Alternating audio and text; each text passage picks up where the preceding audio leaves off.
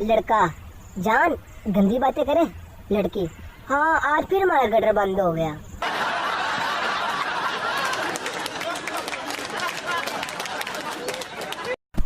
एक अंधा पुलिस में भर्ती के लिए गया।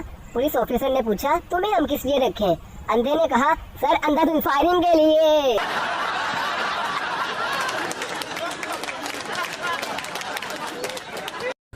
लोग कहते हैं प्यार करना ज्यादा मुश्किल है। मेरी जाती राय ये है कि कॉटन का सूट इस्त्री करना ज्यादा मुश्किल है।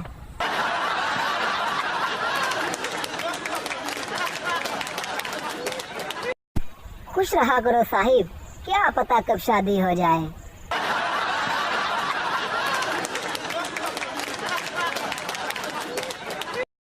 मोहब्बत रोशनी है और शादी इस रोशनी का बिल।